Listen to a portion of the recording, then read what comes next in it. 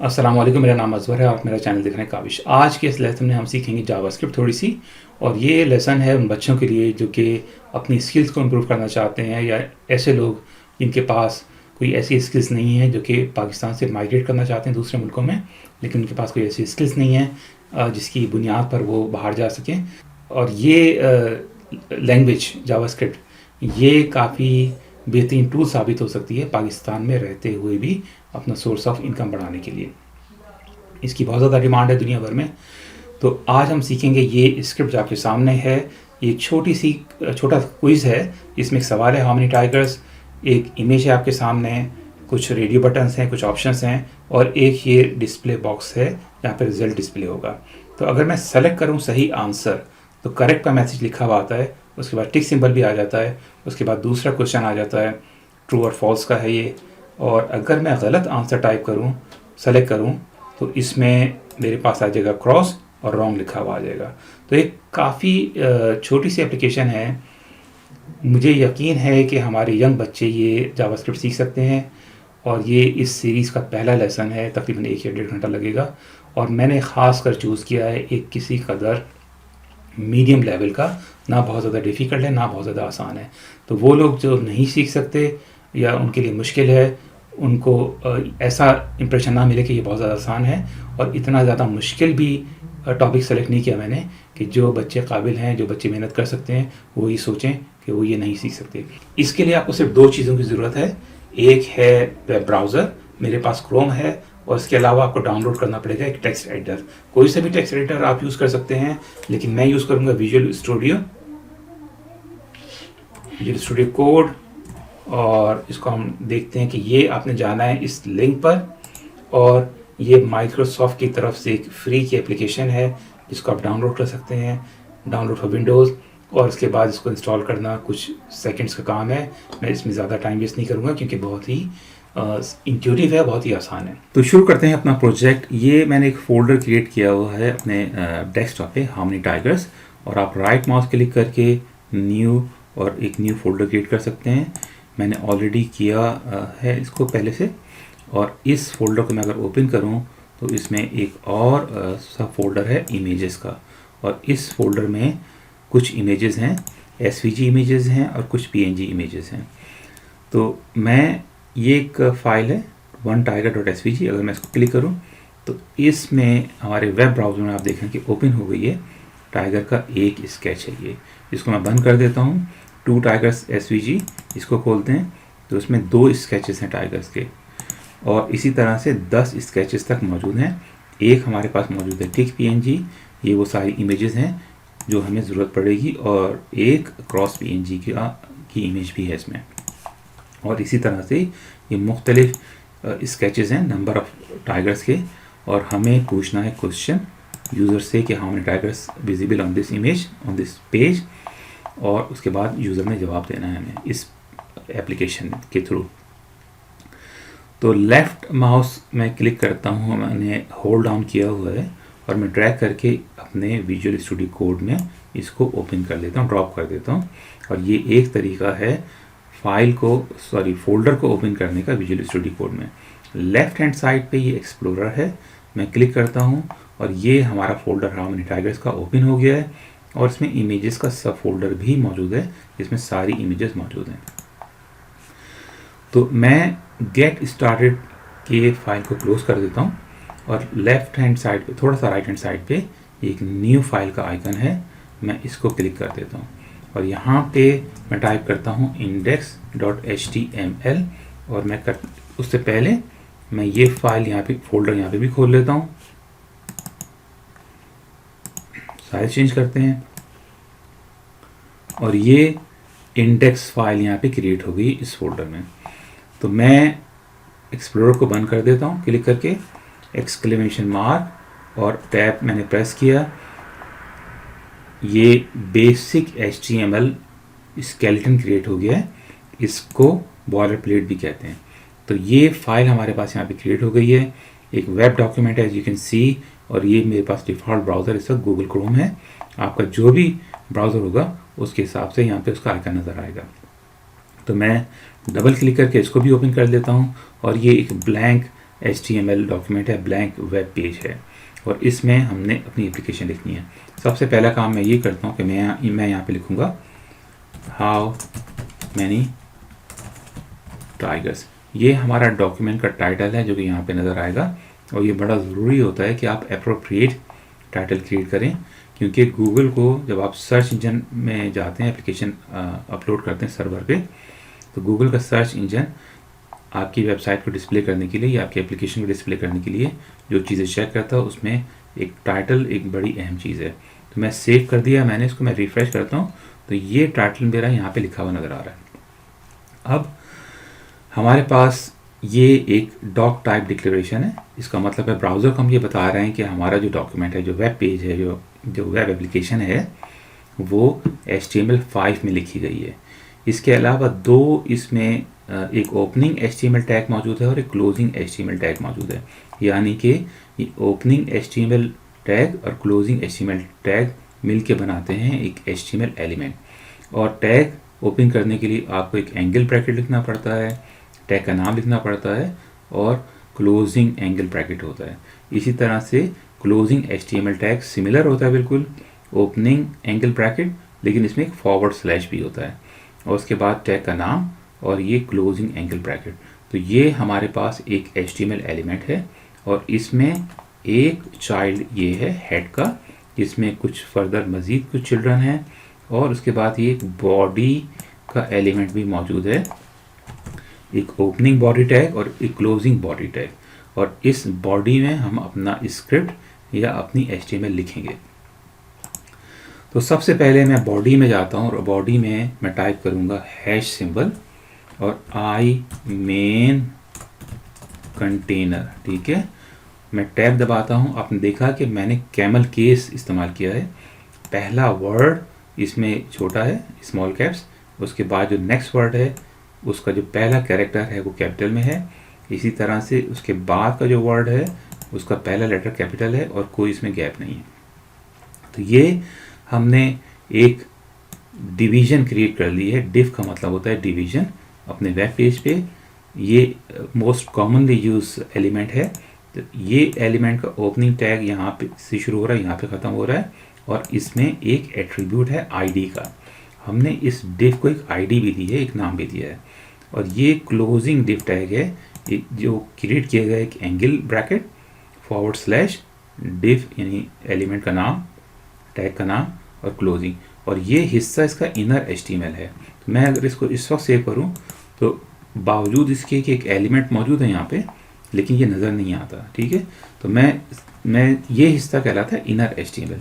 तो this is inner HTML of this div. तो मैंने इनर HTML में कुछ इस वक्त टाइप कर दिया है और मैं सेव करता हूँ और ये आपको वेब पेज पे नज़र आएगा। तो ये इसके अराउंड एक डिव है और डिव के अंदर ये इनर HTML मौजूद है। तो हम इसको ब्लैंक कर देते हैं इस वक्त, क्योंकि हम इसको फिल करेंगे जावास्क्रिप्ट की मदद से। सेव करते हैं, रिफ्रेश किया हमने, दोबारा से हमारा डिव एम्प्टी हो गया। अब हम क्रिएट करते हैं एक और टैग बॉडी के अंदर ही, स्क्रिप्ट, और मैं एंटर कर देता हूँ। ये एक ओपनिंग स्क्रिप्ट टैग है और एक क्लोजिंग स्क्रिप्ट टैग है और ये एक स्क्रिप्ट एलिमेंट मैंने क्रिएट कर दिया है। आमतौर से स्क्रिप्ट और CSS अलग पेजेस पे लिखी जाती हैं, उनको लिंक किया जाता है आपके HTML डॉक्यूमेंट से। लेकिन चूँकि मेरी ऑडियंस मेरा ख्याल है कि बिगनर्स हैं, तो मैं थोड़ा सा इसको चाहता हूँ कि कन्फ्यूजन कम हो। मैं HTML डॉक्यूमेंट में ही स्क्रिप्ट टाइप करूँगा और उसके बाद हम इसको इवेंचुअली सेपरेट फाइल में सेव कर देंगे। तो स्क्रिप्ट में जो सबसे पहली चीज़ मैं ये चाहता हूँ कि हम इस एलिमेंट को एक वेरिएबल में सेव कर लें ताकि हम इसको जावास्क्रिप्ट में यूज़ कर सकें। तो स्क्रिप्ट के एलिमेंट में जाके मैं लेट कीवर्ड इस्तेमाल करता हूँ और मैं कहूँगा वी मेन कंटेनर। मैंने एक वेरिएबल क्रिएट किया है। वेरिएबल का मतलब होता है कि एक ऐसी एंटिटी जो कि वैल्यूज़ को सेव कर सकती है, और ये चूँकि ये वेरिएबल है तो उसकी वैल्यूज़ चेंज हो सकती हैं। तो ये मैंने एक वेरिएबल क्रिएट कर दिया है लेट वी मेन कंटेनर के नाम से, और मैं इज इक्वल टू का साइन टाइप करता हूँ और मैं कहता हूँ document dot gate element by ID brackets, और उसमें लिखता हूँ आई मेन कंटेनर। हम क्या कह रहे हैं, हम कह रहे हैं कि document dot gate element by ID, हम अपने ब्राउज़र को बता रहे हैं स्क्रिप्ट के थ्रू कि फाइंड करो एक एलिमेंट, ऐसा एलिमेंट जिसकी आईडी हो आई मेन कंटेनर। ऑफ कोर्स हमारे पास एक ऐसा एलिमेंट मौजूद है जिसकी आईडी है आई मेन कंटेनर, और उस एलिमेंट को सेव कर दो इस वी मेन कंटेनर के वेरिएबल में। तो मैं थोड़ा सा नीचे जाता हूँ और मैं कहता हूँ कंसोल डॉट लॉग। ये एक बड़ा यूज़फुल मेथड है, और हम देख लेते हैं कंटेंट इस वेरिएबल के। कॉपी करता हूँ मैं इसको और मैं यहाँ पे पेस्ट कर देता हूँ, और ब्राउज़र में हम जाते हैं, फाइल को सेव करने के बाद रिफ्रेश करते हैं। यहाँ पे कुछ नज़र नहीं आ रहा, लेकिन मैं दबा रहा हूँ F12 का बटन अपने कीबोर्ड पर, और मेरे पास एक कंसोल ओपन हो गया है जो कि डेवलपर्स कंसोल है। ये बड़ा यूज़फुल होता है, और आप देख सकते हैं कि लाइन 20 पर यहाँ पे हमने कहा है कंसोल लॉग। कंसोल लॉग का मतलब होता है डिस्प्ले करना बहुत सारी चीज़ें। ये कंसोल है, इसमें डिस्प्ले हो रहा है, और हमने कहा है कि what ever is saved in this variable वो डिस्प्ले कर दे। तो आप देख सकते हैं कि इस वक्त इसमें एक डिफ कंटेनर मौजूद है, और ये डिफ कंटेनर हमने लाइन 13 पे क्रिएट किया हुआ है, और इसको हमने सेव किया इस मेथड के ज़रिए document dot gate element by ID, और आईडी में हमने आई मेन कंटेनर दी। हम कह रहे हैं कि तलाश करो कोई भी एलिमेंट जिसकी आईडी आई मेन कंटेनर हो, और ऑफ कोर्स हमारे पास एक कंटेनर मौजूद है, डिफ मौजूद है जिसकी आईडी है आई मेन कंटेनर, और हमने इसको इस वेरिएबल में सेव कर दिया। तो डिव भी एक कंटेनर की तरह होता है जिसमें आप अपने एलिमेंट्स वगैरह सेव करते हैं, अपना टेक्स्ट वगैरह लिखते हैं, और ये हमने यहाँ पे डिस्प्ले कर दिया है इस वेरिएबल में जो कंटेंट्स मौजूद हैं। अब मैं थोड़ा सा नीचे जाता हूँ और मैं एक और वेरिएबल क्रिएट करूँगा लेट, और मैं कहूँगा वी क्वेश्चंस। एक मैंने वेरिएबल क्रिएट किया। वेरिएबल का मतलब ये होता है कि एक ऐसा प्लेस होल्डर, एक ऐसा मेमोरी स्पेस जो कि कोई वैल्यूज़ को सेव कर सकता है अपने अंदर मेमोरी में, और चूँकि ये वेरिएबल है तो वो वैल्यूज़ चेंज हो सकती हैं। तो लेट वी क्वेश्चंस में जाऊंगा, उसके बाद मैं करूंगा एक स्क्वायर ब्रैकेट्स ओपनिंग और एक क्लोजिंग। तो ये मैंने क्रिएट किया है एक अरे, और अरे में एक से ज़्यादा वैल्यूज़ आप लिख सकते हैं, वो तमाम वैल्यूज़ इस वेरिएबल में सेव हो जाएंगी। मैं एंटर का बटन दबाता हूँ बीच में, तो ये एक वेरिएबल है, और इसमें मैं एक क्रिएट करता हूँ जिसको कहते हैं ऑब्जेक्ट। तो ऑब्जेक्ट क्रिएट होता है एक ओपनिंग कर्ली ब्रैकेट और एक क्लोजिंग कर्ली ब्रैकेट से, और इसमें मैं क्रिएट करूँगा एक प्रॉपर्टी।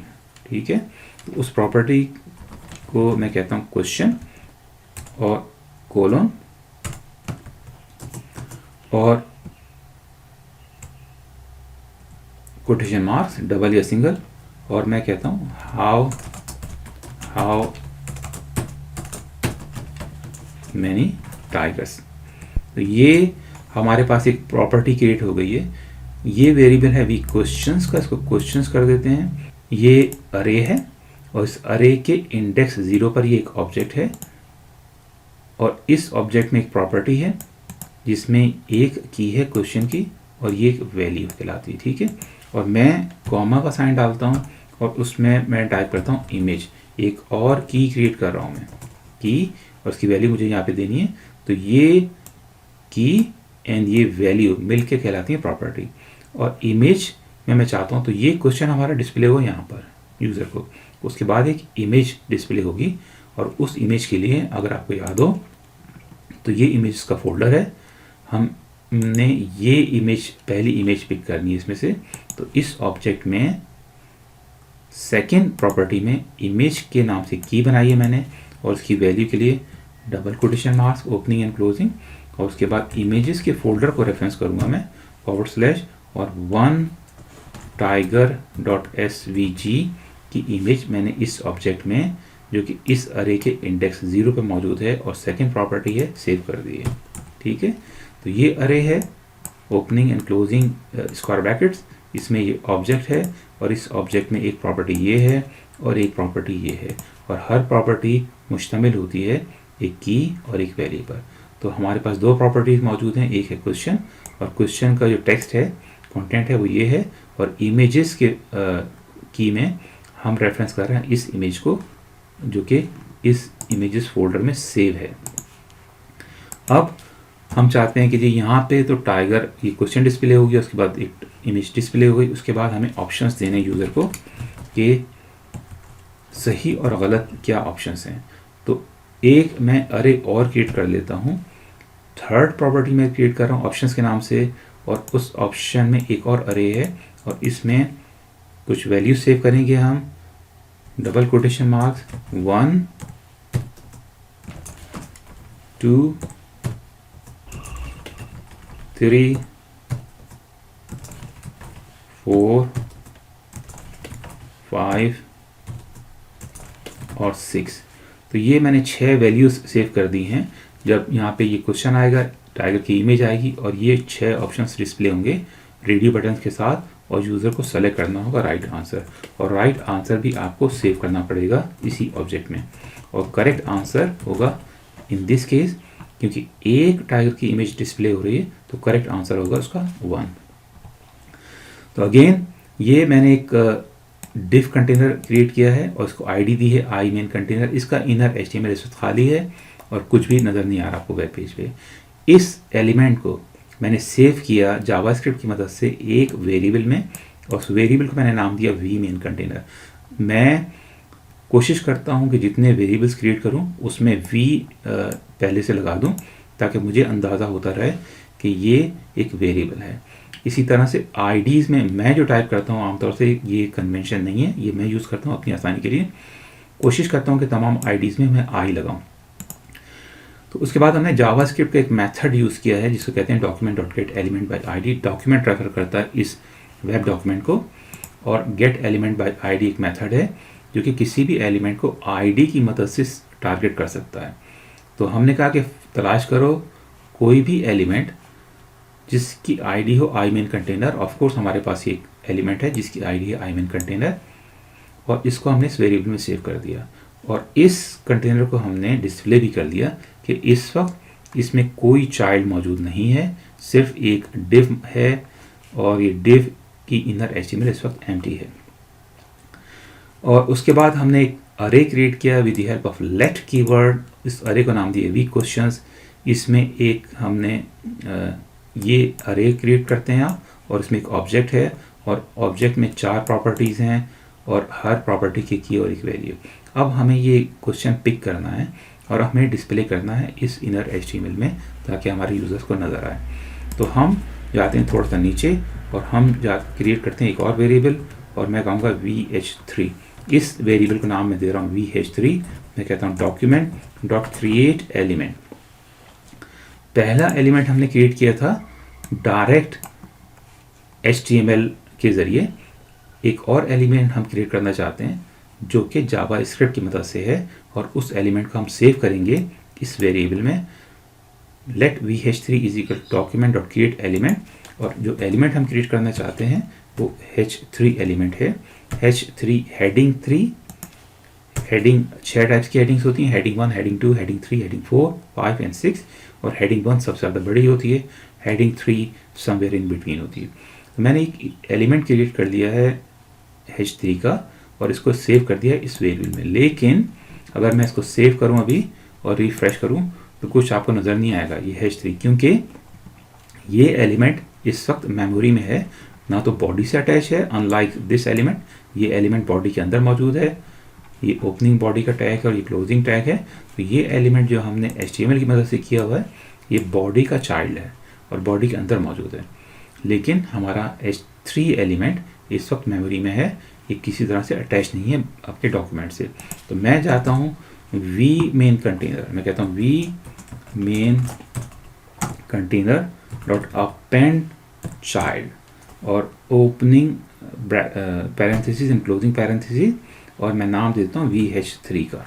हमने जो VH3 का एलिमेंट क्रिएट किया था हम इसको अपेंड कर रहे हैं, इसको अटैच कर रहे हैं इस मेन कंटेनर से जो कि हमने यहाँ पे सेव किया हुआ है। तो मैं इसको करता हूँ सेव और मैं रिफ़्रेश करता हूँ। यहाँ पे कुछ नज़र नहीं आएगा आपको, लेकिन यहाँ पे एक एरो आ गया है। अगर मैं इसको क्लिक करूँ तो आप देख सकते हैं कि इस डिफ के अंदर अब एक H3 एलिमेंट क्रिएट हो गया है, एक और एलिमेंट जो कि चाइल्ड है इस एलिमेंट का। तो इस वक्त हमने H3 एलिमेंट कर दिया है, जो कि इस वक्त जो H3 एलिमेंट क्रिएट कर दिया है और उसको अटैच कर दिया है हमारे इस मेन कंटेनर से, इस एलिमेंट से। और H3 एलिमेंट का इनर HTML इस वक्त खाली है। तो मैं कहता हूँ vh3 डॉट इनर HTML, ठीक है। हम चाहते हैं कि ये क्वेश्चन H3 के यहाँ पे डिस्प्ले हो ताकि हमारे वेब पेज पे नज़र आए यूज़र को।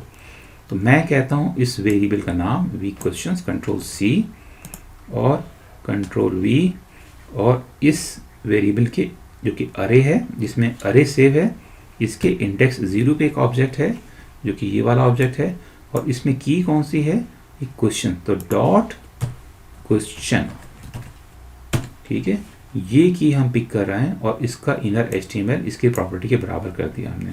तो मैं करता हूँ सेव और मैं रिफ्रेश करता हूँ, तो ये आप देख रहे हैं कि वेब पेज पे लिखा हुआ आ गया है। इसको क्लिक करते हैं और यहाँ पे हमारा इनर HTML जो H3 का है वो हाउ मेनी टाइगर्स लिखा हुआ आ गया, ठीक है।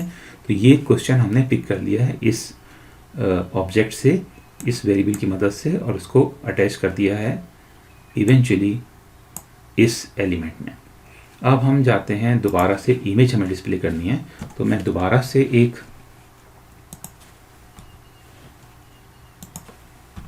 वेरिएबल क्रिएट कर लेता हूँ और लेट कीवर्ड है, उसको हम कहेंगे V image is equal to document dot create element. एक और एलिमेंट हम क्रिएट कर रहे हैं पैरेंथेसिस, और ये एलिमेंट है img का इमेज एलिमेंट, जिसका ओपनिंग टैग होता है, क्लोजिंग टैग कोई नहीं होता। और इस इमेज एलिमेंट को भी हमने अटैच करना है इस चाइल्ड से, ठीक है। तो इसको यहाँ पे कर लेते हैं और इस कंटेनर में अटैच करना है, ठीक है। तो हम कहते हैं V main container dot append child, और कौन सा चाइल्ड हमें अटैच करना है, ये वेरिएबल जिसमें ये इमेज एलिमेंट मौजूद है। तो वी इमेज और सेमाइकोलन, तो ये एलिमेंट भी इस वक्त हमारे पास एक चाइल्ड बन गया है वी मेन कंटेनर का। रिफ्रेश करते हैं, F12 में दोबारा दबाता हूँ कंसोल खोलने के लिए, और अगर मैं इसको क्लिक करूँ तो ये एक इमेज एलिमेंट भी इसका चाइल्ड बन गया इस मेन कंटेनर का। तो दो चाइल्ड कंटेनर हैं इस डिफ के, जो कि दोनों के दोनों हमने जावास्क्रिप्ट की मदद से क्रिएट किए हैं। एक H3 एलिमेंट और एक image element. Image element display करने के लिए एक सोर्स एट्रीब्यूट होता है। तो मैं जाता हूँ इस लाइन के नीचे, लाइन 35, और मैं कहता हूँ V image dot src, source किसके बराबर हो, इस वेरिएबल में कंट्रोल C और कंट्रोल V के 0 इंडेक्स पर, मैं हार्ड कोड कर रहा हूँ इस वक्त, 0 इंडेक्स पर मौजूद है एक ऑब्जेक्ट, और इमेज की प्रॉपर्टी जो भी सेव्ड है वो डिस्प्ले हो जाए, ठीक है। तो अगर आप नोट करें, इस वक्त इमेज एलिमेंट में कोई सोर्स एट्रीब्यूट नहीं है, लेकिन अब मैं इसको रिफ्रेश करता हूँ पेज को, और दोबारा से देखते हैं कि ये इमेज आपको यहाँ पे नज़र आ गई है, और क्लिक करते हैं तो ये इमेज एलिमेंट में एक सोर्स एट्रीब्यूट भी आ गया है, और इसमें इमेज का पाथ है, इमेजेस का फोल्डर, और इमेज कौन सी है, onetiger.svg। तो ये हमारे पास एक इमेज भी डिस्प्ले हो गई है। अब हमें यहाँ पे यूज़र को ऑप्शन देना है कि वो सेलेक्ट कर सके रेडियो बटन बनाना है। तो रेडियो बटन एक किस्म होती है इनपुट एलिमेंट की। तो लेट, हम एक और एलिमेंट क्रिएट करते हैं, let V input is equal to document dot create element, और हम कौन सा एलिमेंट क्रिएट कर रहे हैं, हम कर रहे हैं इनपुट एलिमेंट। और इनपुट एलिमेंट आप अगर पहले नहीं देखा है आपने तो आपको भी नज़र आ जाएगा, और इस इनपुट एलिमेंट को भी अटैच करना पड़ेगा इस डिफ से, जो कि वी मेन कंटेनर के वेरिएबल में सेव है। तो मैं जाता हूँ दोबारा थोड़ा सा नीचे, V main container dot append child, एक और चाइल्ड हम अपेंड कर रहे हैं इस कंटेनर में, और उसको हम कहते हैं V image, sorry V input. ये हमारा नया एलिमेंट है, इनपुट एलिमेंट जो हमने क्रिएट किया है। तो मैं करता हूँ इसको सेव और मैं रिफ्रेश करता हूँ। ये हमारे पास एक इनपुट एलिमेंट आ गया जिसमें हम टाइप कर सकते हैं 1 2 3 और 4 और वॉट एवर। तो मैं F12 भी दबा देता हूँ और इसको इंस्पेक्ट करते हैं और हमारे पास एक इनपुट एलिमेंट हो गया। लेकिन हम इनपुट एलिमेंट को एज ए रेडियो बटन चाहते हैं। हम ये नहीं चाहते कि वो टाइप करे यूज़र, हम चाहते हैं कि रेडियो बटन हो उसके पास और वो सेलेक्ट करे 1 2 3 4 जो भी सेलेक्ट करेक्ट आंसर है। और in this case correct answer इस वक्त 1 है। तो मैं एक और एलिमेंट क्रिएट करता हूँ, उसको कहता हूँ वी लेबल। और सॉरी, उससे पहले मुझे इसको कन्वर्ट करना पड़ेगा रेडियो बटन में। तो मैं, ये हमारा वेरिएबल है जो कि इनपुट एलिमेंट को सेव कर रहा है, और मैं कहता हूँ वी इनपुट डॉट टाइप, और उसको टाइप को कह देते हैं रेडियो। तो मैं करता हूँ इसको सेव एक दफ़ा और मैं रिफ्रेश करता हूँ और ये हमारे पास एक रेडियो बटन आ गया है। F12 हम दबाते हैं देखने के लिए क्या हो रहा है, और यहाँ पे क्लिक करते हैं तो ऑफ कोर्स एक इनपुट एलिमेंट जो कि पहले जिसका कोई एट्रीब्यूट नहीं था, अब इसका एक एट्रीब्यूट है टाइप रेडियो जो कि हमने यहाँ पे डिफाइन किया है, और वो इनपुट टाइप हमारे पास अब रेडियो बटन हो गई है। ठीक है, अब हमें क्रिएट करना है एक लेबल इसके सामने ताकि यूज़र को नज़र आए लिखा हुआ कि ये 1 2 3 जो भी कुछ है। तो हम क्रिएट करते हैं एक और एलिमेंट लेट वी लेबल, और इसको कहते हैं डॉक्यूमेंट डॉट क्रिएट एलिमेंट, और हम कौन सा एलिमेंट क्रिएट कर रहे हैं, लेबल का। और अगेन लेबल का एलिमेंट क्रिएट हो गया है, लेकिन ये अभी मेमोरी में है, सिर्फ हमें अटैच करना पड़ेगा इसको वी मेन कंटेनर से। और हम एक और चाइल्ड अपेंड कर देते हैं और इसको कहते हैं अपेंड चाइल्ड, और क्या चाइल्ड अपेंड कर रहे हैं, वी लेबल का, वी लेबल जो कि वेरिएबल का नाम है, और इस वेरिएबल में एक लेबल का एलिमेंट सेव है। सेव करते हैं, रिफ्रेश करते हैं। इस वक्त यहाँ पे कुछ नज़र नहीं आ रहा आपको, लेकिन अगर मैं यहाँ पे क्लिक करूँ तो आप देख रहे हैं कि इस वक्त हमारे पास div जो है आईडी जिसका आई मेन कंटेनर है, उसके 4 चिल्ड्रन हैं। एक है h3 image input type radio, और उसके बाद ये हमने एक लेबल एलिमेंट क्रिएट किया अटैच किया से, तो ये 4th चाइल्ड है इसका, लेकिन लेबल का इनर HTML इस वक्त एम्प्टी है। तो इसके लिए हम करते हैं V label dot text content, एक नई चीज़ टाइप कर रहे हैं टेक्स्ट कंटेंट, और टेक्स्ट कंटेंट में आप लिख सकते हैं कि whatever you like to write in front of radio button. ठीक है, मैं सेव करता हूँ और मैं इसको रिफ्रेश करता हूँ, तो ये मेरे पास एक लिखा हुआ टेक्स्ट आ गया है जो कि मैंने टेक्स्ट कंटेंट के थ्रू इसमें डिस्प्ले किया है। यहाँ पे क्लिक करते हैं और ये लेबल लिखा हुआ आ गया, लेकिन हम ये लेबल नहीं चाहते, हम चाहते हैं कि इनमें से एक ऑप्शन मौजूद हो। तो मैं क्या करूँगा, अगेन इसको रिमूव कर दूंगा और मैं टाइप करूँगा वेरिएबल का नाम Ctrl+C Ctrl+V। इस के इंडेक्स 0 पे एक ऑब्जेक्ट है हमारे पास, और इसमें ऑप्शंस का एक और अरे मौजूद है, तो डॉट ऑप्शंस, और इस ऑप्शंस के 0 इंडेक्स पे हमारे पास ये आंसर मौजूद है, और 0 इंडेक्स में यहाँ पे लिख देता हूँ। ठीक है, तो ये इस अरे का इंडेक्स 0 ये है, 1 ये है, 2 3 4 और 5। सेव करते हैं, रिफ्रेश करते हैं, तो ये आपके पास आप देख रहे हैं कि लेबल इसने यहाँ इस वेरिएबल से पिक कर लिया है और यहाँ पे 1 लिखा हुआ आ गया। तो अगर मैं इसको इंडेक्स से फॉर एग्जांपल मैं 2 कर देता हूँ, तो इंडेक्स 2 पे क्या चीज़ है, इंडेक्स 0 ये है, 1 ये है, 2 ये है, तो 3 कीवर्ड यहाँ पे लिखा हुआ आना चाहिए। सेव करता हूँ मैं इसको और मैं रिफ्रेश करता हूँ तो ये 3 लिखा हुआ आ गया। लेकिन इसी तरह से ये वाला जो 6 है ये इंडेक्स 5 पे मौजूद है।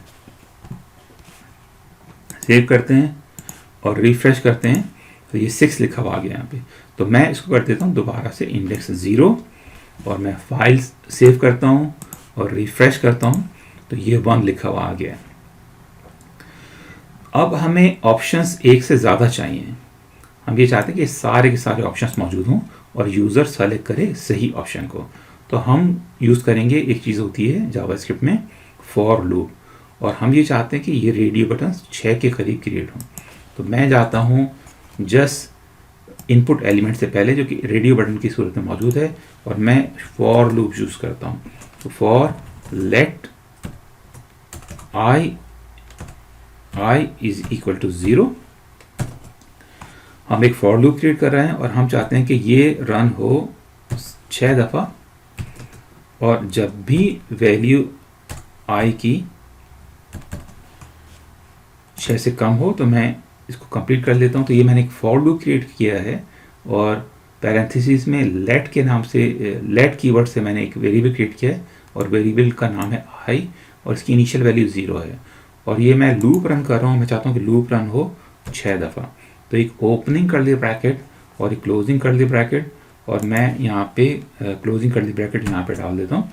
तो ये लूप की बॉडी है, यानी ये लूप रन होगा 6 दफ़ा i < 6, और हर दफ़ा ये एक एलिमेंट क्रिएट होगा जिसकी टाइप रेडियो होगी, और हर दफ़ा लेबल क्रिएट होगा, और हर दफ़ा ये टेक्स्ट कंटेंट क्रिएट होगा, और हर दफ़ा ये अटैच होगा आपके मेन कंटेनर से। तो इनिशियल वैल्यू 0 है, ये कंडीशन है i < 6। ये चेक करेगी कि i की वैल्यू 6 से कम है। अगर 6 से कम है तो इंक्रीज हो जाएगी वैल्यू बाई 1, इसकी वैल्यू 1 हो जाएगी, और ये लूप रन हो जाएगा एक दफ़ा। इसकी वैल्यू 1 हो गई एक दफ़ा रन करने के बाद i की वैल्यू। अभी भी ये कंडीशन ट्रू है कि i की वैल्यू 6 से कम है, तो ये दोबारा से रन होगा, और i की वैल्यू में 1 ऐड हो जाएगा, तो ये वैल्यू 2 हो जाएगी, और ये दोबारा से ही तमाम कोड रन होगा। तो मैं करता हूँ इसको सेव, और मैं करता हूँ रिफ्रेश। आप देख रहे हैं कि ये लूप 6 दफ़ा रन हुआ है। क्योंकि ये हार्ड कोडेड है 0, तो हर दफ़ा इसने ये इंडेक्स पिक किया है, और हर रेडियो बटन के सामने सिर्फ 1 मौजूद है। अब हम इसको चेंज कैसे करें? तो i हमारे पास एक ऐसा वेरिएबल है जिसकी वैल्यू हर दफ़ा चेंज हो रही है। इनिशियल वैल्यू 0 थी, इसी वजह से इसने ये 1 पिक किया हर दफ़ा, लेकिन सेकेंड टाइम पे इसकी वैल्यू हो जाएगी 1। तो ये वाला डिस्प्ले होगा एलिमेंट, इसके बाद ये, इसके बाद ये। तो मैं ऑप्शंस में जाके मैं इंस्टेड ऑफ 0 मैं इस वेरिएबल का नाम लिख देता हूँ। तो हम करते हैं सेव और रिफ्रेश करते हैं, और ये हमारे पास ऑप्शंस मुख्तलिफ आ गए। अब ऑप्शंस तो आ गए, और मैं इसको आपको F12 भी करके दिखा देता हूँ। थोड़ा सा बड़ा कर लेते हैं कंसोल को, और ये हमारे पास ये रेडियो बटन्स हैं जिनका लेवल 1 2 3 4 5 6 तक है, और इसके बाद दूसरी जो चीज़ें हम पहले डिस्कस करते आ रहे हैं वो मौजूद हैं। तो ये हमारे पास 6 ऑप्शंस हो गए हैं। लेकिन अगर मैं इस वक्त एक ऑप्शन क्लिक करूँ तो ये सही आंसर है मेरा, लेकिन अगर मैं दूसरा भी क्लिक करूँ और तीसरा भी क्लिक करूँ तो ये सारे के सारे क्लिक हो रहे हैं, सेलेक्ट हो रहे हैं, जो कि गलत है। हम चाहते हैं कि एक वक्त में यूज़र सिर्फ एक ऑप्शन सेलेक्ट कर सके। तो मैं जाता हूँ vinput.name, ठीक है, और मैं इसको तमाम रेडियो बटन्स को एक नाम दे देता हूँ, और मैं कहता हूँ 1 ग्रुप, ठीक है। आप इन रेडियो बटन्स को इस वक्त हर बटन को सेलेक्ट इसलिए कर पा रहे हैं कि ये हर बटन अपने एक ग्रुप में है, और एक ग्रुप में एक ही बटन मौजूद है।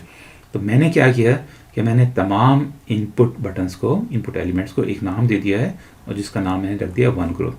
मैं इसको अगर आप सेव करूं और रिफ्रेश करूं तो मैं सही आंसर सेलेक्ट करता हूं, उसके बाद मैं गलत आंसर सेलेक्ट करता हूं कोई सा भी, आप देखेंगे ये बटन डीसेलेक्ट हो गया। और इसकी वजह ये है, इसी तरह से अगर मैं एक और दफ़ा ये सेलेक्ट करूं तो ये वाला बटन डीसेलेक्ट हो गया है। तो मैं जाता हूं दोबारा से कंसोल में, क्लिक करते हैं। अब आप देखें कि हर इनपुट एलिमेंट के साथ पहला एट्रीब्यूट था टाइप, और दूसरा एट्रीब्यूट है नेम, और नेम सारे के सारे रेडियो बटन्स का 1 ग्रुप है। तो ये सारे 6 बटन्स एक ग्रुप में हैं, और एक ग्रुप में होने का मतलब ये है कि आप एक वक्त में एक ही बटन सेलेक्ट कर सकते हैं। इस तरह से हमने यूज़र को मल्टीपल बटन्स का ऑप्शन देने से सेव कर दिया, होल्ड कर दिया, ठीक है। अब हमारे पास ये हमारा स्क्रिप्ट कंप्लीट होता जा रहा है, हमारे पास क्वेश्चन है, एक इमेज मौजूद है, 6 ऑप्शंस मौजूद हैं और यूज़र सेलेक्ट कर सकता है। अब हमें ये भी पता चलाना है कि यूज़र ने जो क्लिक किया है बटन उसका आंसर सही है कि नहीं है। तो एक चीज़ होती है ऐड इवेंट लिसनर। तो हम कहते हैं we input dot add event listener. हम इस वेरिएबल पे हम चाहते हैं कि जब भी यूज़र किसी इनपुट एलिमेंट को क्रिएट करे तो हमें पता चल जाए। तो हमने कहा वी इनपुट ऐड लिसनर, हमने जासूस लगा दिया कि जब भी क्लिक करें हमें पता चल जाए। तो ये हमने इस इनपुट एलिमेंट पे कैमरा लगा दिया, जासूस लगा दिया कि जब भी वो क्लिक करें हमें पता चल जाए। तो ऐड इवेंट लिसनर, हम किस इवेंट को लिसन करना चाहते हैं? हम चाहते हैं क्लिक के इवेंट को लिसन करें, क्लिक के इवेंट को लिसन करें, जब ये क्लिक हो रहा है तो उसको पता चल जाए। और उसके बाद हम चाहते हैं कॉमा और एक रन हो फंक्शन ABC, और वो फंक्शन हमने अभी क्रिएट नहीं किया है। तो हम करते हैं फंक्शन क्रिएट। फंक्शन का मतलब होता है कोई भी काम करना, ठीक है, और फंक्शन का नाम हम क्या चाहते हैं? ABC। और ये फंक्शन का नाम दे दिया हमने, और इसका डिफ़ॉल्ट फॉर्मेट जो है standard format, function keyword, function का नाम, ओपनिंग एंड क्लोजिंग पैरेंथेसिस और एक opening and closing curly bracket, ठीक है। तो हम क्या चाहते हैं इसमें? ये फंक्शन में क्या हो? फंक्शन में हम चाहते हैं कि एक इफ़ की कंडीशन हो, इफ़, और इफ़ का यूजुअल फॉर्मेट है इफ़ कीवर्ड, एक ओपनिंग एंड क्लोजिंग पैरेंथेसिस और एक closing opening and closing curly bracket. और उसके बाद हम चाहते हैं कि अगर सही आंसर सेलेक्ट हो तो एक मैसेज डिस्प्ले हो जाएगा योर आंसर इज राइट, और अगर उसका आंसर गलत हो तो क्या हो? एक और if condition,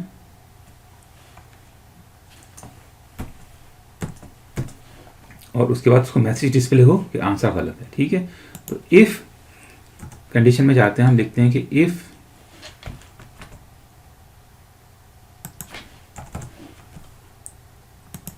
we label dot text content, ठीक है, जिस रेडियो बटन को आपने क्लिक किया उसका वी लेबल जो कि ये है, अगर text content is equal to, हमारे पास इस वेरिएबल में जो आंसर सेव है वी क्वेश्चंस इंडेक्स 0 पर जो ऑब्जेक्ट मौजूद है, और उसमें जो आंसर की प्रॉपर्टी मौजूद है डॉट आंसर ANSWR। अगर आंसर सही हो तो क्या हो? यूज़र को अलर्ट आ जाए। अलर्ट एक मेथड है और हम कहते हैं हाँ, तो ये डिस्प्ले करेगा, रिप्रेजेंट करेगा जी आंसर सही है। अगर आंसर सही नहीं है तो V label dot text content, और ये इज़ नॉट इक्वल टू का आप ऐसे लिखते हैं एक्सक्लेमेशन मार्क, और इज इक्वल टू का sign, is not equal to this. अगर उसका आंसर सही नहीं है, कंट्रोल C और कंट्रोल V कर देता हूँ मैं यहाँ पे, V label dot text content, यानी कि V label dot text contents ये हैं, और अगर ये इस वेरिएबल में सेव किए हुए आंसर के बराबर नहीं है तो क्या मैसेज आए? यूज़र को मैसेज आए अलर्ट ओ नो। तो अब हम इसको सेव करते हैं, सेव कर लेते हैं, रिफ्रेश करते हैं और बटन दबाते हैं। सही आंसर का मेरे पास मैसेज लिखा हुआ आ गया आहा ओके। अगर मैं गलत आंसर टाइप करूं तो लिखा हुआ आ रहा है मेरे पास, नहीं लिखा हुआ आ रहा, कुछ वजह हो रही है इसकी। मैं जाता हूं F12 में और हमारे पास एक एरर आ गया है, और ये एरर है वी लेबल। तो मैंने स्पेलिंग गलत कर दिया, लाइन 61 वी लेबल LABEL। तो ये इस तरह से आप ट्रबल शूट भी कर सकते हैं कंसोल की मदद से, और ये बड़ा इंपॉर्टेंट है। ये एक एरर है और यहाँ पे एक एरर शो कर रहा है। तो मैं इसको क्लोज कर देता हूँ, दोबारा से सेव करता हूँ, रिफ्रेश करता हूँ, सही आंसर टाइप करते हैं हम तो आहा लिखा हुआ आ गया, अलर्ट आ गया, और मैं गलत आंसर चूज़ करूँ तो ओनो लिखा हुआ आ गया।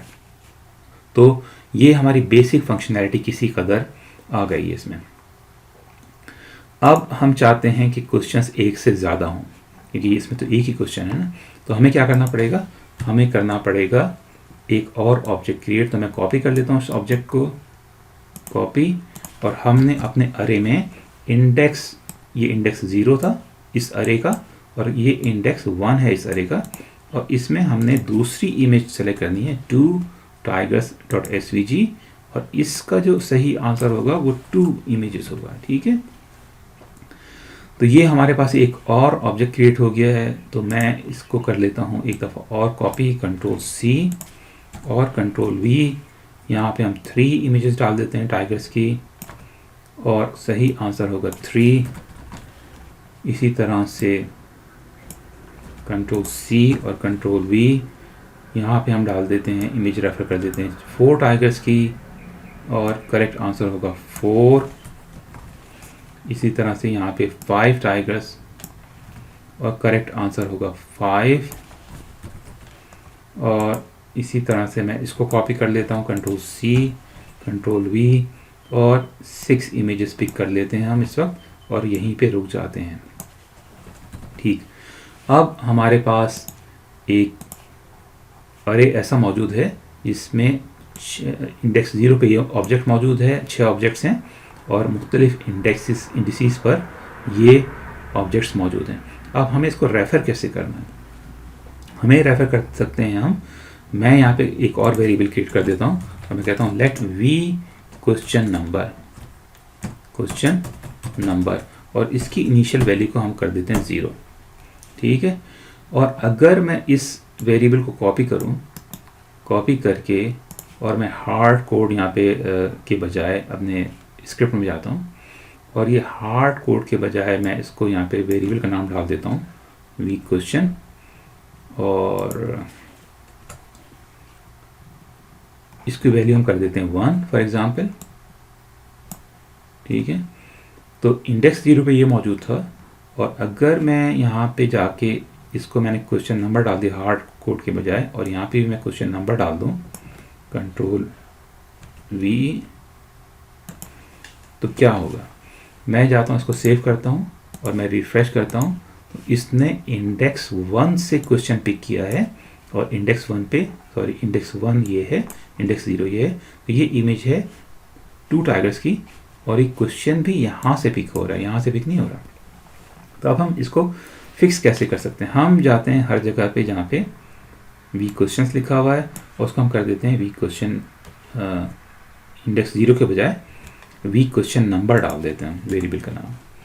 ठीक है जी, और यहाँ पे भी हम वी क्वेश्चन नंबर डाल देते हैं और यहाँ पे भी क्वेश्चन नंबर डाल देते हैं। तो हार्ड कोड के बजाय हमने एक वेरिएबल इसमें डाल दिया है, उसकी वैल्यू हमेशा चेंज होती रहेगी।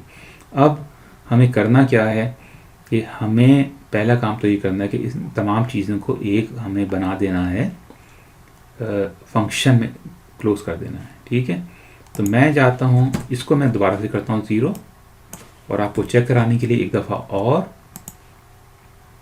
इंडेक्स 0 पे ये ऑब्जेक्ट मौजूद है और इसमें एक टाइगर की इमेज सेव करते हैं, रिफ्रेश करते हैं तो एक इमेज दोबारा से आ गई। अब हम ये चाहते हैं कि जब पहला क्वेश्चन यूज़र सॉल्व कर ले तो उसके बाद दूसरा क्वेश्चन आए। तो उसको करने के लिए हमें क्या करना पड़ेगा, हम एक और फंक्शन क्रिएट कर लेते हैं और फंक्शन का नाम देते हैं क्विज। और फंक्शन के लिए फंक्शन का कीवर्ड है नेम ऑफ द फंक्शन, जो भी आप दे सकते हैं, opening parenthesis and closing parenthesis and opening curly bracket and closing curly bracket. और क्लोजिंग कर्ली ब्रैकेट में मैं आखिर में डाल देता हूँ। तो ये हमारा पूरा का पूरा जावा स्क्रिप्ट एक फंक्शन के अंदर एनक्लोज हो गया है और फंक्शन उस वक्त तक रन नहीं होता जब तक उसको कॉल ना किया जाए। तो मैं सेव करता हूँ और मैं रिफ्रेश करता हूँ और ये कुछ रन नहीं हो रहा, कोई एरर भी नहीं, कोई F12 दबाता हूँ मैं, कोई एरर भी नहीं है।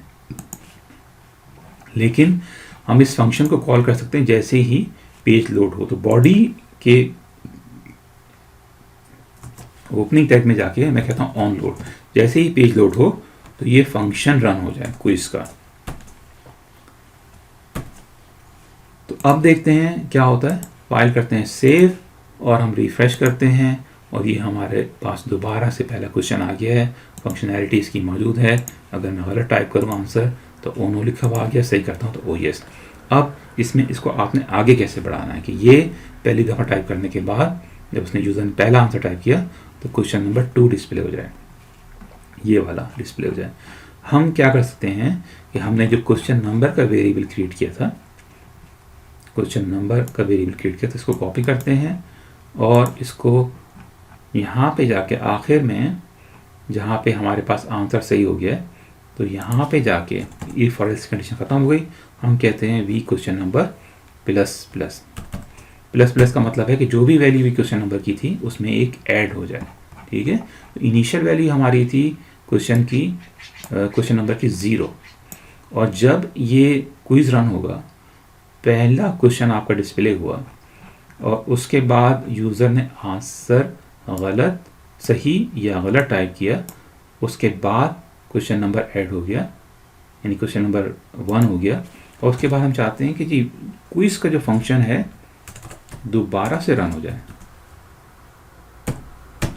तो ये फंक्शन रन हो रहा है with in the function, question number की वैल्यू बढ़ने के बाद।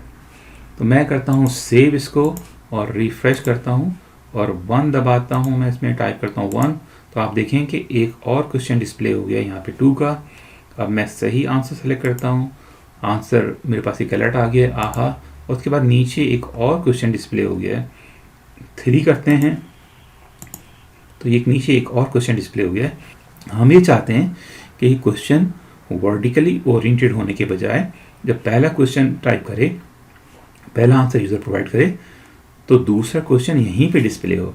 तो इसका बड़ा आसान सा तरीका है, और तरीका ये है कि हमारे पास ये कंटेनर जिसमें ये क्वेश्चन, ये इमेज और ये ऑप्शंस मौजूद हैं, वो यहाँ पे मौजूद है, सेफ मौजूद है, ठीक है। तो हम क्या करते हैं कि हम चाहते हैं कॉपी कर लेते हैं इसको, और हर दफ़ा जब ये फंक्शन रन हो तो मैं यहाँ पे पेस्ट कर देता हूँ और इसका इनर HTML कर देते हैं इज इक्वल टू एक एम्प्टी स्ट्रिंग, ठीक है। जब भी ये क्विज रन होगा, जब भी यहाँ पे वैल्यू ऐड होगी या 0 वैल्यू होगी, तो सबसे पहले इस कंटेनर को एम्प्टी कर देगा ये। तो मैं करता हूँ सेव और मैं करता हूँ रिफ्रेश। पहला क्वेश्चन आपके पास सामने आ रहा है, सही आंसर मैं टाइप करता हूँ, अलर्ट आया मेरे पास, ओके आया, और अब ये दूसरा क्वेश्चन बजाय इसके कि वर्टिकली नीचे डिस्प्ले हो, अब यहाँ पे डिस्प्ले हो रहा है। वाला टाइप करते हैं आंसर, वाला आंसर सेलेक्ट करते हैं, ओ नो लिखा हुआ आ गया, ठीक है।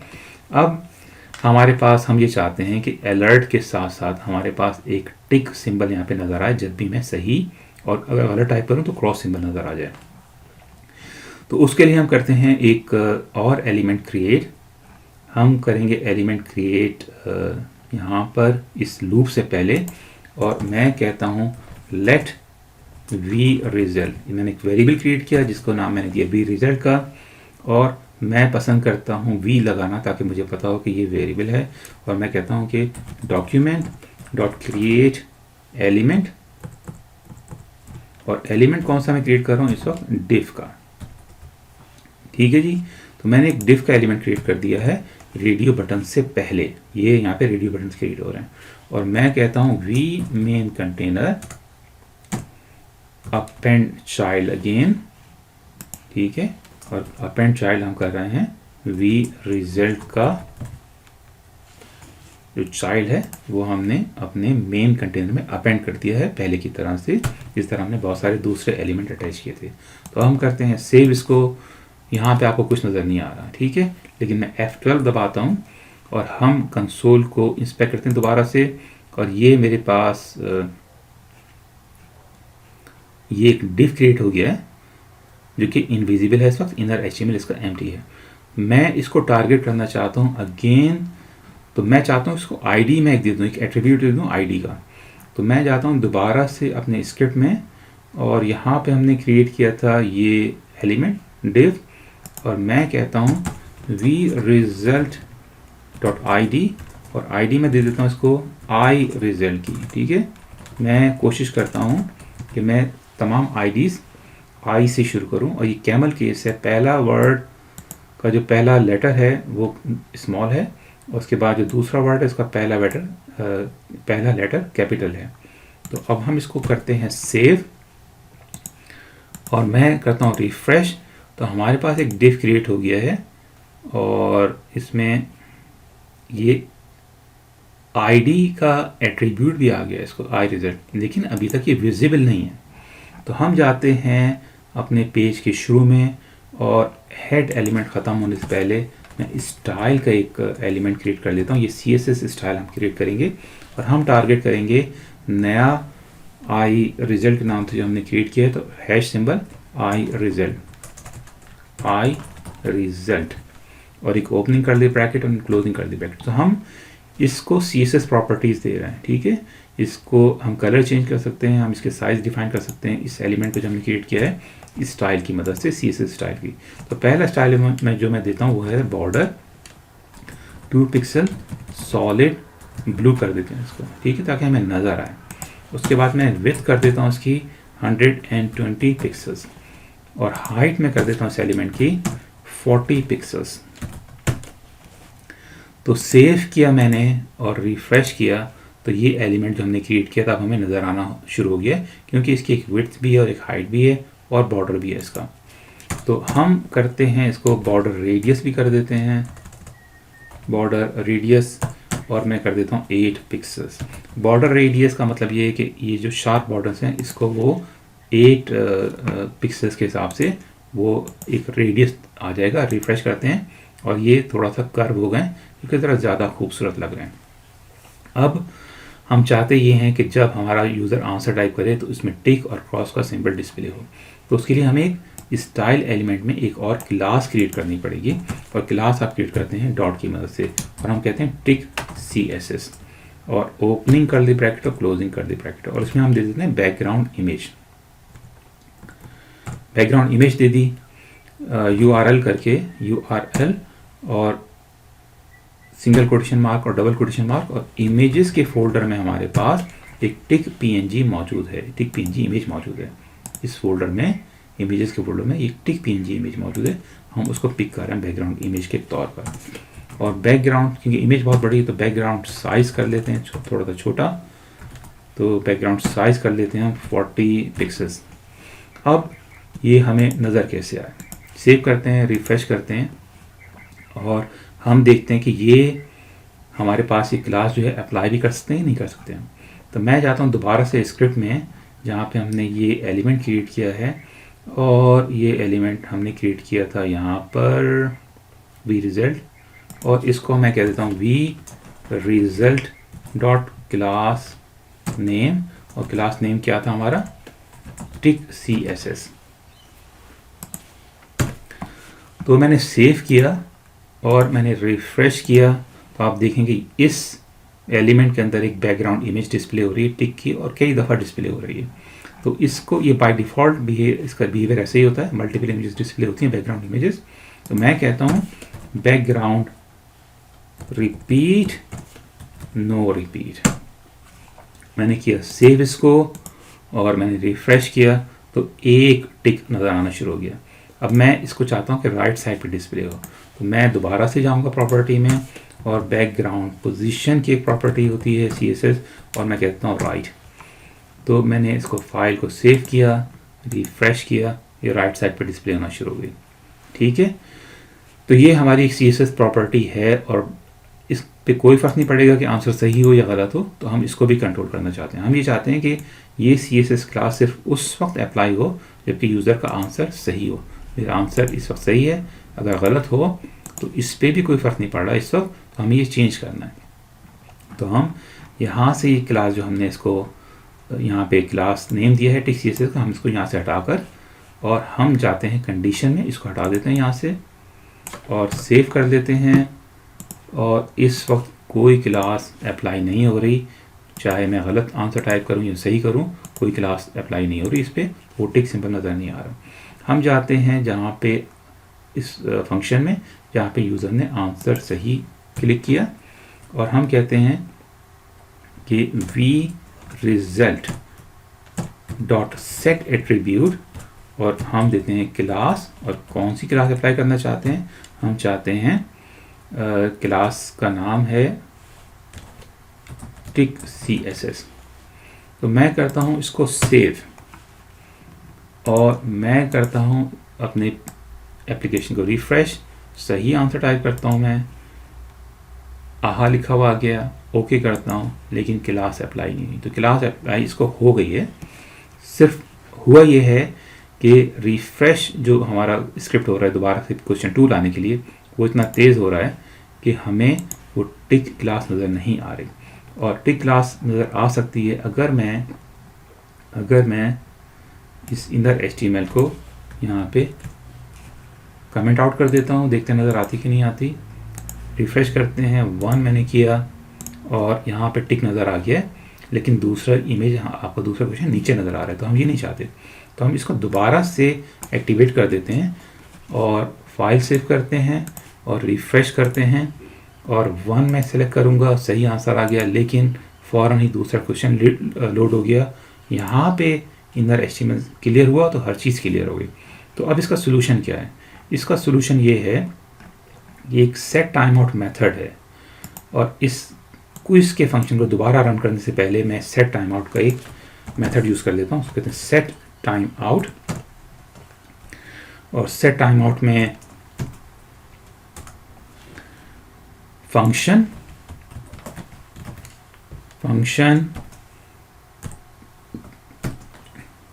और इसमें हम ये रन कर देते हैं क्विज,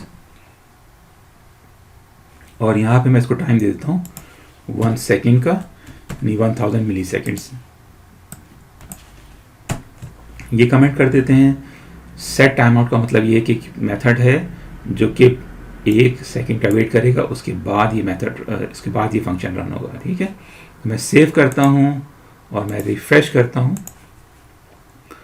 1 क्लिक किया मैंने, ओके किया, करेक्ट मैसेज लिखा हुआ आया, क्वेश्चन रीलोड हुआ, दूसरा क्वेश्चन आ गया। अगर मैं इसको बढ़ा दूँ तो ये 2 सेकेंड का मतलब है 2000 मिली सेकेंड्स। तो मैंने सेव किया और इसको मैंने रिफ्रेश किया और 1 दबाया, 1 क्लिक किया तो सही लिखा हुआ आ गया। अब हम एक और चीज़ चाहते हैं, हम चाहते हैं करेक्ट का मैसेज भी लिखा हुआ आ जाए। तो मैं यहाँ पे जाता हूँ वापस, तो यूज़र ने आंसर सही प्रोवाइड किया, हमने क्लास अप्लाई कर दी टिक CSS की, और हम कहते हैं V result dot inner HTML is equal to correct. तो हम इसको सेव करते हैं और रिफ्रेश करते हैं।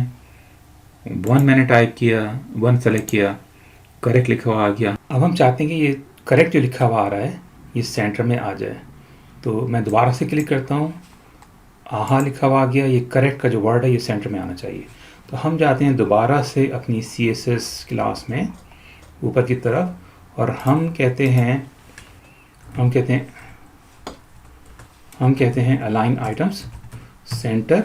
और अलाइन आइटम सेंटर काम नहीं करेगा जब तक कि डिस्प्ले फ्लेक्स ना हो। तो एक और हमें करना पड़ेगा, डिस्प्ले फ्लेक्स।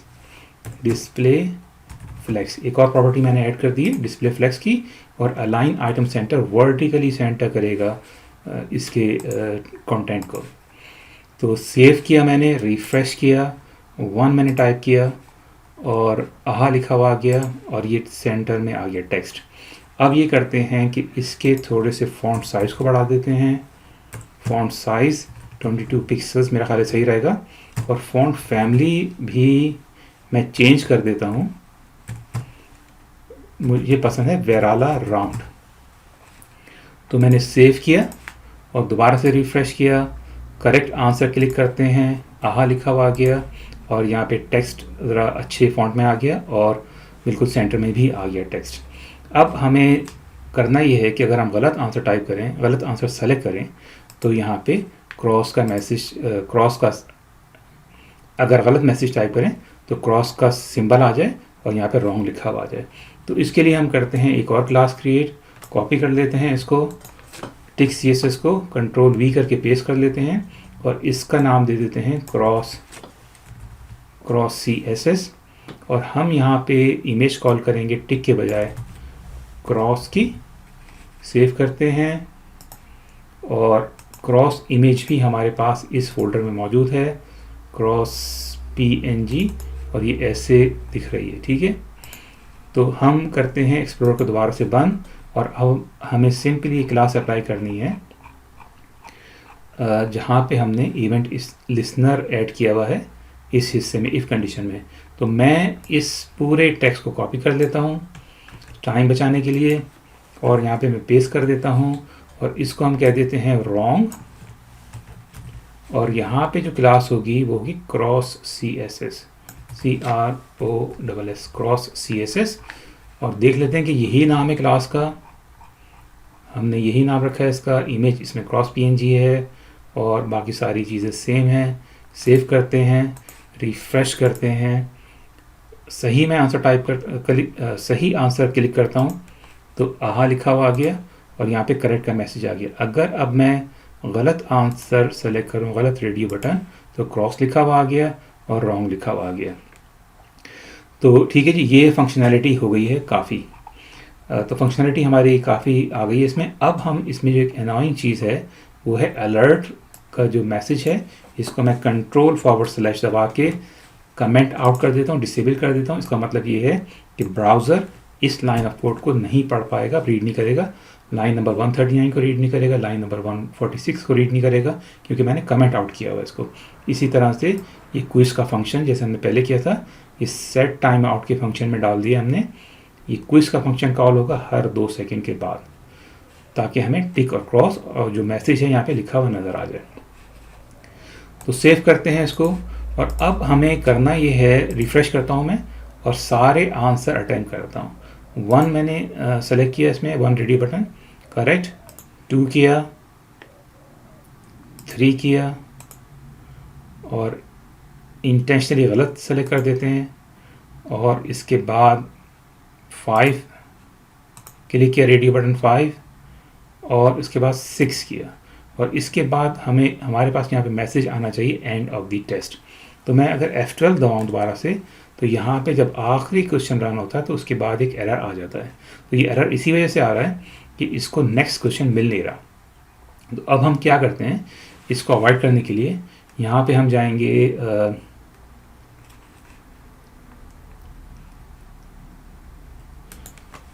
अरे के बाद, और अरे के बाद हम एक कंडीशन लगाते हैं, इफ़ की कंडीशन। और इफ़ की कंडीशन का फॉर्मेट क्या है, इफ़ कीवर्ड, पैरेंथेसिस, और एक ओपनिंग कर दी ब्रैकेट और एक क्लोजिंग कर दी ब्रैकेट। हम कहते हैं if V question number is equal to V questions dot length, यानी कि इसमें जितने भी ऑब्जेक्ट हैं उनकी लेंथ के बराबर हो जाए तो ठीक है। So V questions dot length,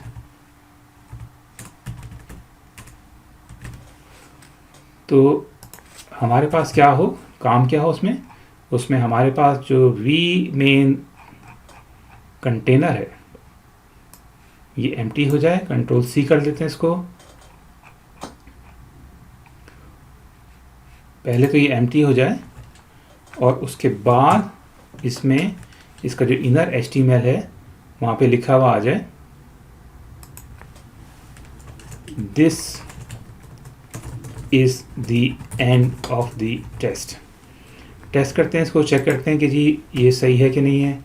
save कर लेते हैं, और थोड़ा सा मैं टाइम इसको सेव कर लेते हैं इसको, और थोड़ा सा मैं टाइम जो है वो कम कर देता हूँ, 500 मिलीसेकंड, यानी कि हाफ अ सेकेंड, ताकि हम थोड़ा सा काम जल्दी कर सकें।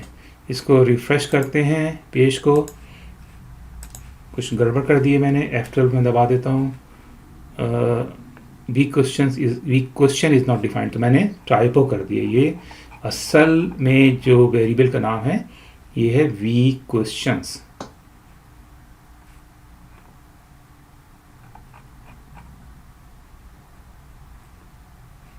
वी क्वेश्चंस वेरिएबल का नाम है वी क्वेश्चंस, क्योंकि हमने यहाँ पे डिफाइन किया हुआ था। वी क्वेश्चंस S लगा हुआ है आखिर में। तो मैं सेव करता हूँ और मैं इसको दोबारा से रिफ़्रेश करता हूँ, तो ये हमारे पास पहला क्वेश्चन आ गया। 1 का रेडियो बटन, 2 का, 3 का, 4 का, 5 का और 6 का, और उसके बाद हमारे पास मैसेज आना चाहिए, this is the end of the test. तो ये हमारे पास कंप्लीट हो गया हमारा स्क्रिप्ट। अब इसमें थोड़ी सी बाकी हैं properties, styling properties, CSS properties, जिसकी मदद से हम अपने स्क्रिप्ट को इम्प्रूव कर सकते हैं।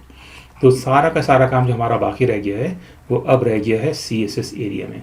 और क्या रह गया काम मैं आपको दिखा देता हूँ कि इस वक्त ये सही लग रहा है। सबसे पहला तो काम मैं ये करता हूँ कि ये जो डिव है इसके नीचे मुझे चाहिए गैप थोड़ा सा, ताकि ये रेडियो बटन इसमें बम्प ना हो। तो ये हमारा आई रिजल्ट का एलिमेंट है, जिसको हमने आई रिजल्ट दिया था। और मैं दे देता हूँ इसमें मार्जिन बॉटम 10 पिक्सेल्स कर देते हैं और देखते हैं कैसा रहता है ये। फाइल मैंने सेव किया, रिफ्रेश किया और अब यहाँ पे गैप आ गया 10 पिक्सेल्स का। अब ये रेडियो बटन जो हैं ये मुझे बहुत छोटे लग रहे हैं, ये इनपुट फील्ड्स हैं, इनपुट एलिमेंट्स हैं। तो मैं इनपुट सारे के सारे इनपुट एलिमेंट्स को टारगेट कर लेता हूँ और ओपन ब्रैकेट एंड क्लोजिंग कर ली ब्रैकेट, ओपन कर ली ब्रैकेट एंड क्लोजिंग कर ली ब्रैकेट। और मैं इसको कहता हूँ विथ 35 पिक्सल्स और हाइट 35 पिक्सल्स। तो हम करते हैं इसको सेव और आप देखेंगे कि ये बटन्स का साइज बड़ा हो गया है। अब ये बटन्स ऊपर हैं और लेबल जो है ये नीचे आ रहा है। तो इसको फिक्स करने के लिए एक प्रॉपर्टी होती है ट्रांसलेट, ट्रांसफॉर्म, ट्रांसलेट वाई और मैं 8 पिक्सल्स कर देता हूँ, वर्टिकली डाउन कर रहा हूँ मैं। तो फाइल किया मैंने सेव, रिफ्रेश किया और ये बटन 8 के बजाय 10 कर देते हैं, सेव कर लेते हैं दोबारा से और रिफ्रेश करते हैं। तो ये बटन्स बिल्कुल सेंटर में आ गए हैं लेबल के। और लेबल्स का जो है, लेबल को भी टारगेट कर लेते हैं, ऑल दी लेबल एलिमेंट्स। तो लेबल कीवर्ड और ओपनिंग कर दी ब्रैकेट और क्लोजिंग कर दी ब्रैकेट। और मैं इसका सिंपली फॉन्ट साइज बढ़ा देता हूँ, फॉन्ट साइज मैं कर देता हूँ 15 पिक्सल्स, काफ़ी होगा। सेव करते हैं, रिफ्रेश करते हैं,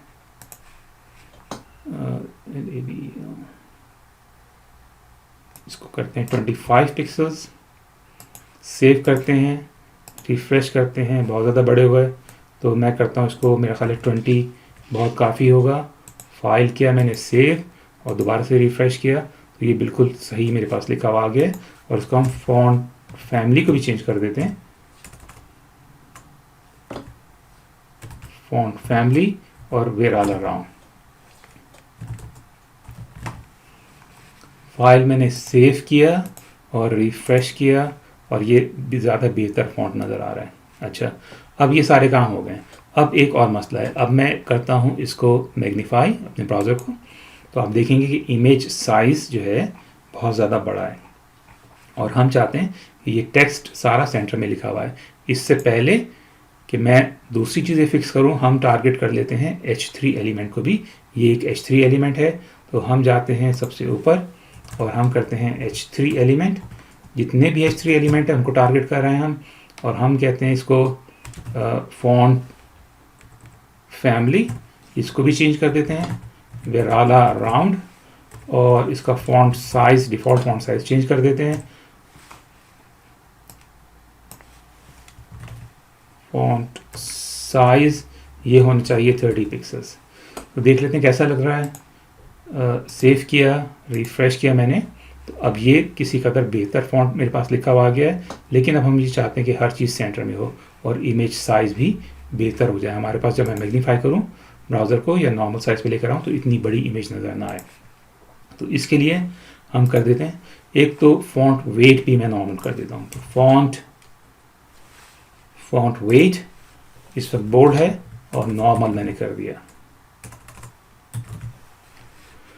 फाइल मैंने किया सेव और रिफ्रेश किया तो ये नॉर्मल फॉन्ट लिखा हुआ आ गया। तो किसी कदर खूबसूरत फॉन्ट हो गया है।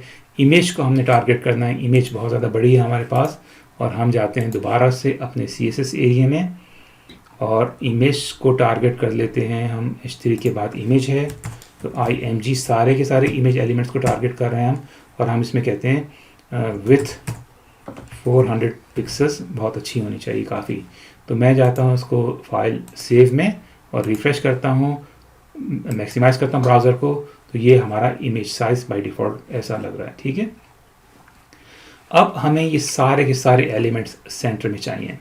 तो मैं चेंज करता हूँ ब्राउज़र का साइज़, दोबारा से मिनिमाइज़ करता हूँ इसको और हम जाते हैं सबसे पहले बॉडी को टारगेट कर लेते हैं, बॉडी।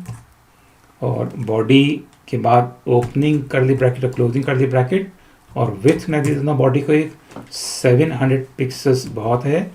और इसके बाद मार्जिन मैं ऑटो कर देता हूँ,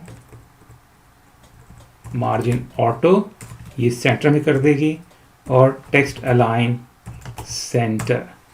सेव करते हैं, रिफ्रेश करते हैं पेज को, और आप देखेंगे कि इसके अलावा हर चीज़ सेंटर में आ गई है। तो हम इनपुट इस डिफ को भी सेंटर कर लेते हैं, और इस डिफ को सेंटर करने के लिए क्या करेंगे हम, आई रिजल्ट का जो डिव है ये है, और इसको भी मार्जिन ऑटो कर देते हैं और देखते हैं क्या होता है। अगर नहीं हुआ तो दूसरी काफ़ी सारे हमारे पास ऑप्शंस मौजूद हैं। रिफ़्रेश करता हूँ मैं, और ये हमारे पास ये जो डिव है ये भी सेंटर में आ गया है। तो थोड़ा सा इमेज साइज़ बढ़ा लेते हैं, मेरा ख्याल है, और बल्कि सही लग रहा है। ठीक है, फंक्शनैलिटी चेक करते हैं दोबारा से। 1 सेलेक्ट किया मैंने, 2 सेलेक्ट किया, 3, 4, 5 और 6, और इसके बाद हमारे पास ये लिखा हुआ आ गया, this is the end of the test. अच्छा, ये मैं चाहता हूँ थोड़ा सा बड़ा लिखा हुआ आ जाए, तो मैं क्या करता हूँ कि मैं एक और क्लास क्रिएट कर लेता हूँ, और मैं कहता हूँ, देखते हैं कि क्लास करना सही भी रहेगा या नहीं रहेगा। तो हमने इसको यहाँ पे दिया हुआ है, और एक हम क्लास क्रिएट कर लेते हैं वी मेन कंटेनर के लिए, और हम कहते हैं डॉट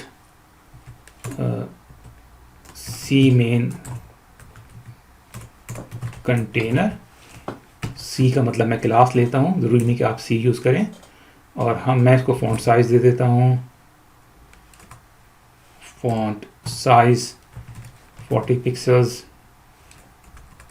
बहुत ज़्यादा बड़ा हो जाएगा, 30 पिक्सेल्स काफ़ी है। और फॉन्ट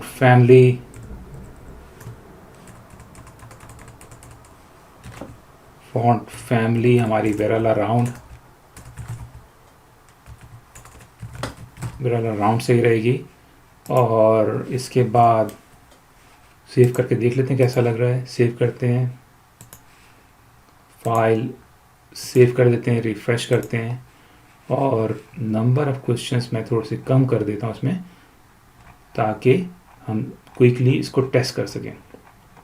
तो सिर्फ 2 क्वेश्चंस कर देते हैं। अच्छा, अब एक और बात ये भी है, इसमें मुझे याद आया कि एक और प्रॉब्लम ये भी कि सपोज़ करें कि इनमें से कुछ क्वेश्चंस में आपके पास सिर्फ 2 ऑप्शंस हैं। ठीक है, तो मैं क्या करता हूँ, क्वेश्चन नंबर 2 पे जाके, बल्कि कुछ क्वेश्चंस को मैं डिसेबल कर देता हूँ।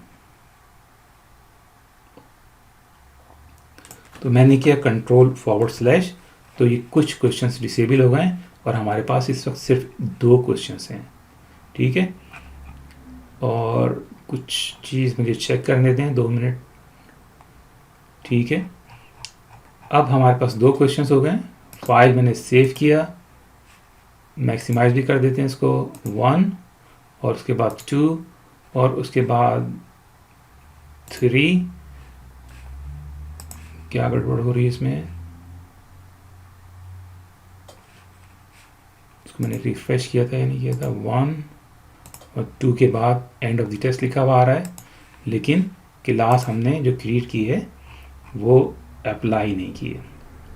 तो हम जाते हैं दोबारा से इस एरिया में, इफ कंडीशन में, और हम कहते हैं कि जी v main container dot class name हो जाए सी मेन कंटेनर के, सी मेन कंटेनर, यही हमने क्लास क्रिएट की है नहीं। ठीक है, C main container, control C just to make sure कि स्पेलिंग मिस्टेक ना हो। और मैं इसको क्लास दे रहा हूँ यहाँ पे जब भी क्वेश्चंस एंड होते हैं। तो ये हमने क्लास का नाम दोबारा से पेस्ट कर दिया जस्ट टू मेक श्योर कि हमारे पास हर चीज़ सही है। रिफ़्रेश करते हैं, मैक्सिमाइज़ करते हैं ब्राउज़र को, 1, 2, और उसके बाद this is the end of the test लिखा हुआ आ गया।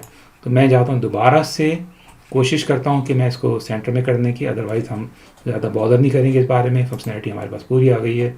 मार्जिन टॉप मैं देता हूँ आसान तरीन का मार्जिन टॉप 50 पिक्सेल्स। तो मैंने सेव किया और रिफ़्रेश किया और मैं 1 मैंने क्लिक किया और 2 क्लिक किया और उसके बाद ये यहाँ पे लिखा हुआ आ गया है। इसको हम बहुत ज़्यादा बढ़ा सकते हैं। हम कह सकते हैं कि इसमें 200 पिक्सेल्स मार्जिन टॉप से आ जाए।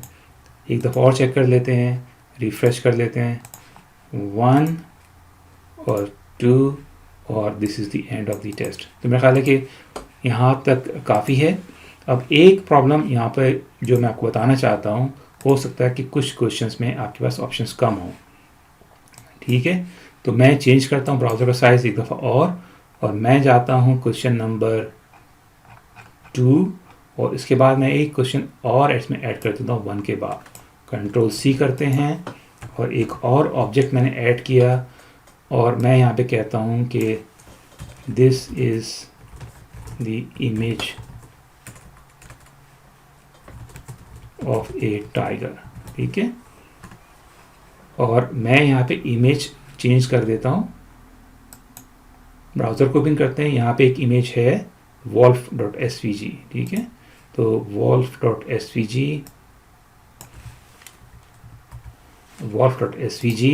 और हमारे पास जो ऑप्शंस होंगे वो होगा ट्रू या फिर फॉल्स, ठीक है। तो इस सूरत में सिर्फ 2 ही ऑप्शंस हैं और सही आंसर हमारा, ये वॉल्फ की इमेज है तो आंसर हमारा करेक्ट आंसर होगा फॉल्स। तो मैं सेव करता हूँ इसको और देखेंगे प्रॉब्लम क्या आ रही है। रिफ़्रेश करते हैं, सेलेक्ट किया मैंने, इसके बाद ये इमेज आ गई वॉल्फ की और आप देखेंगे बजाय इसके कि हमारे पास सिर्फ 2 ऑप्शन हो, रेडियो बटन ज़्यादा हैं, हालांकि सही आंसर ये है, ठीक है। तो इसको कैसे फिक्स करें, दोबारा से देखते हैं।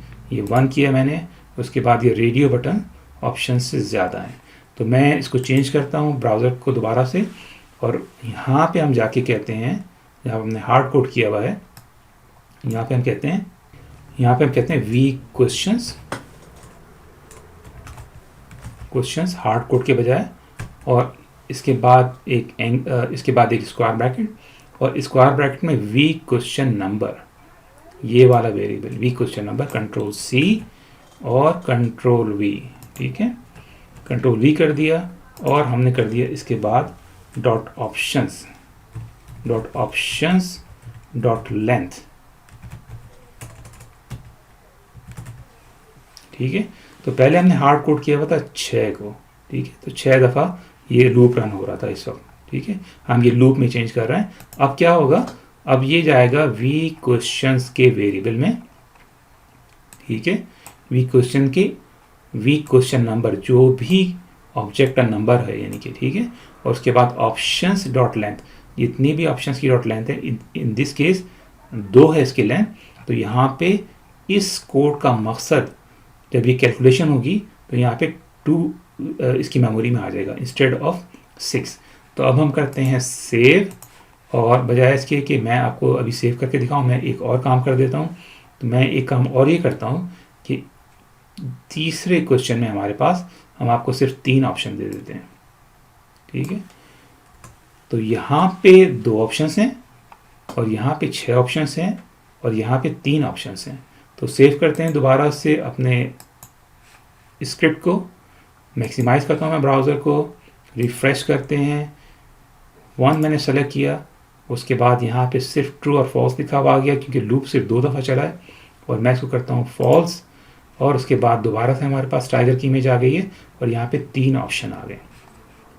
और अब हम ये करते हैं कि ये सारे क्वेश्चंस को दोबारा से एक्टिवेट कर देते हैं, अनकमेंट कर देते हैं और हम करते हैं एक फाइनल चेक अपने स्क्रिप्ट का। रिफ़्रेश किया मैंने, 1 false, this is the image of a tiger, false कर दिया। इसके बाद सही आंसर इसका 2 है और इसके बाद दोबारा से हमारा स्क्रिप्ट यहाँ पे 3 आ गया, इसके बाद 4, उसके बाद 5 और उसके बाद 6 और ये this is the end of the test. तो ये हमारी छोटी सी एप्लीकेशन कंप्लीट हो गई। आपने देखा कि सिर्फ 1.5 घंटे में कंप्लीट हुई है ये, तकरीबन 1.5 घंटे में। और इसके हर हिस्से को अगले कुछ वीडियोस में हम समझेंगे दोबारा से डिटेल में, हम समझेंगे हर हिस्से को एक दफ़ा और। तो मैंने एक एप्लीकेशन आपको बनाना बताई है, उसमें ये बताया है कि ये कितना मुश्किल या कितना आसान है। तो जो लोग सीख सकते हैं उनको समझने में आसानी होगी कि जी हाँ जी ये मुश्किल काम है उनके लिए बहुत ज़्यादा, लेकिन मैं आपको ये बता रहा हूँ कि बहुत ज़्यादा कोई मुश्किल काम नहीं है। पहली दफ़ा आप जो स्क्रिप्ट समझेंगे तो उसको बड़ा मुश्किल लगेगा, सेकंड को स्क्रिप्ट बनाएंगे तो आपको दोबारा से उसमें काफ़ी समझने में आसानी होगी, और practice makes the man perfect. मिलते हैं अगले वीडियो में। अल्लाह हाफ़िज़।